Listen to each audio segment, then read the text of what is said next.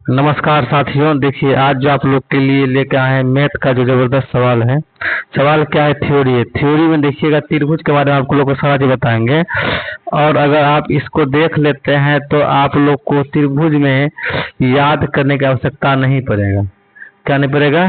त्रिभुज में आप लोग को याद करने की आवश्यकता नहीं पड़ेगा। बहुत ही आसान तरीका से आप लोग देख के समझ जाने के बाद फिर आप लोग बना लीजिएगा। देखिए क्या करे, त्रिभुज यानी ट्रायंगल। क्या है? त्रिभुज यानी कि ट्रायंगल। तो बोला तीन भुजा से घिरी हुई आकृति को त्रिभुज कहते हैं। तीन भुजा से घिरा हुआ देखिए आकृति दिख रहा है ये ना, इसको ही हम लोग त्रिभुज बोलते हैं। त्रिभुज का संकेत क्या होता है? यहाँ दिख रहा है। संकेत क्या होता है? त्रिभुज का संकेत होता है ऐसा दिख रहा है, ठीक ना। संकेत के द्वारा सूचित किया जाता है। कोण और भुजा के विचार से त्रिभुज के तीन प्रकार होते हैं। कोण और भुजा, कोण और ये क्या है? भुजा।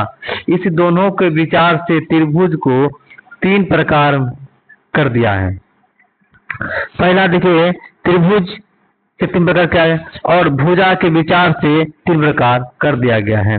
पहला है विषम बाहु त्रिभुज। क्या है?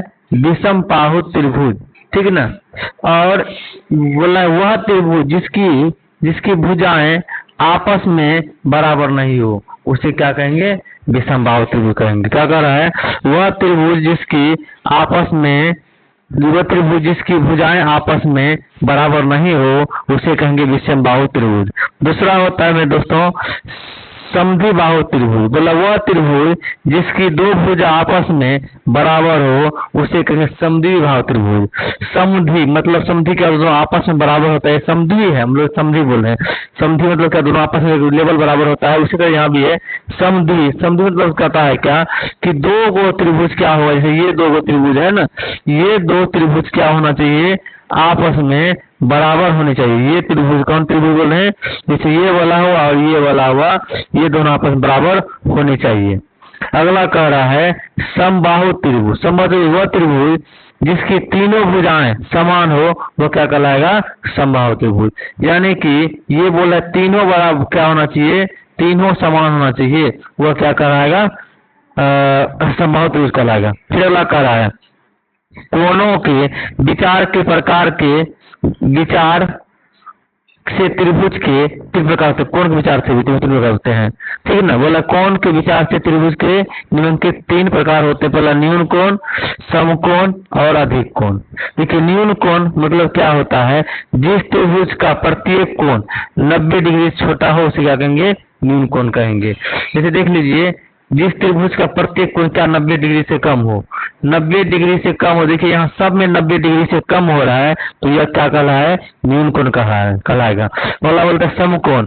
समकोण जिस त्रिभुज का एक कोण समकोण, जैसे देखिए एक त्रिभुज है, एक कोण क्या बन जाएगा? समकोण बन जाएगा। यहाँ से क्या बन गया? ये बोला कोण क्या बन गया? समकोण, यानी कि 90 डिग्री का हो गया, वह कहलाएगा समकोण त्रिभुज कहलाएगा। तो न्यून कोण क्या हो जाएगा?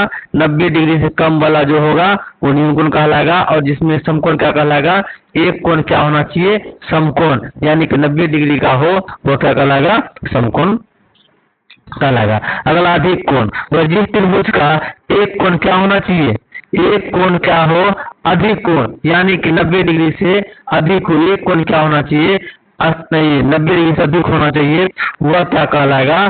तो वो कहलाएगा अधिक कोण। देखिए यहाँ पे त्रिभुज बन गया। यहाँ देखिए ये कोण क्या हुआ? ये कोण क्या हुआ? 90 डिग्री से क्या हुआ? अधिक हो गया। ये क्या हुआ? 90 डिग्री से अधिक हो गया, ठीक क्या कहलाएगा? अधिक कोण कहलाएगा। अगर आपको वीडियो अच्छा लगे, वीडियो को शेयर कीजिए, लाइक कीजिए, चैनल को सब्सक्राइब करना ना भूलें। ये वीडियो आप लोग को बहुत अपने दोस्तों के पास क्या करना है? शेयर करना है।